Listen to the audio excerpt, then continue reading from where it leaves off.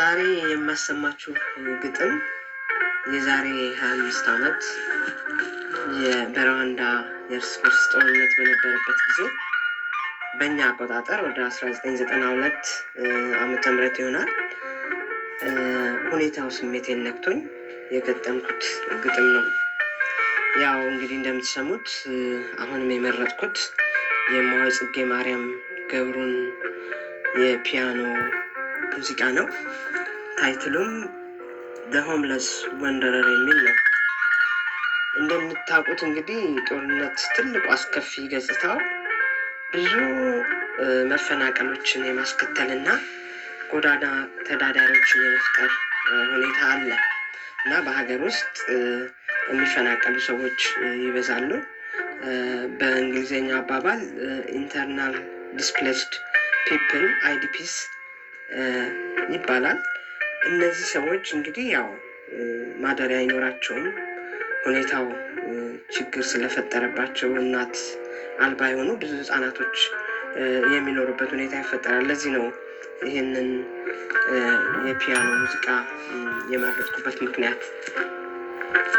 የግጥሜ ርዕስ ማሙሽ በዛች ቅስፈት ምን አስበ ይሆን የሚል ነው።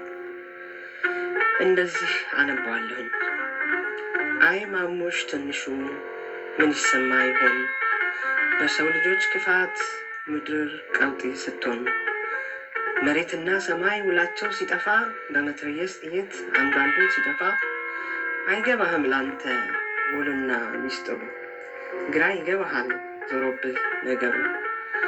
ጨዋታ እንዳትለው ሰው እየጮኸ ነው፣ ምንድነው ብለህ እንዳትጠይቀው፣ አንተን ማንቢሰማ ቀድሞ ማቢይዝህ፣ ጭራሽ አይሰማህም የቆመው ከጎንህ። ታዝለህም እንደሆነ ለእናትህ ጀርባ፣ ጥፋቱ ሲጀመር ሲነፋ ጥሩምባ፣ በአመልጥ አላመልጥ እናትህ ተጨንቃ፣ ወዲህ ወዲያ ስትል ጣሪዟት ሰቆቃ፣ አንተ አይገባህም ጀርባ ላይ ተኝተህ፣ ታለቅስም ይሆናል ጡት አምሮህ ተርበህ። የነገሩ ውሎ ምስጢሩ ሳይገባህ፣ ታቅፈህም እንደሆን በእናትህ ደረት ላይ፣ ለማምለጥ ተጨንቃ ግራ ቀኙን ስታይ፣ ታለቅስ ይሆናል አውርጂኝ ለማለት፣ ወዲህና ወዲያ ሮጦ ለመጫወት። እናትህ ተጨንቃ ስትደነጋገር፣ በመጣው አብሳ አንተ ሳትሸበር፣ አልሆንልሽ ብሏት ብትወድቅ አጠገብህ፣ ትከጅል ይሆናል ደረቷን ታቅፈ ጡቷን ልትጠባ መሞቷን ሳይገባ። አስፈሪ ጨለማ መጥቶ ቢጋርድም፣ እሷን ሳታስነሳ ጥላት አትሄድም። እንሂድ ትላለህ እጅጉን ወትውተህ፣ የምትሰማህ መስሎ የምታዳምጥህ። ብቻህንስ ብትሆን የተዘጋ ቤት፣ ድንገት ቀውጢ ቢሆን ሰማይና መሬት፣ በእንግዳው ነገር አይቀር መረበሽህ። ምን አስበ ይሆን ማሙሽ በዛ ልብህ፣ ምን አስበ ይሆን ማሙሽ በዛ ልብህ።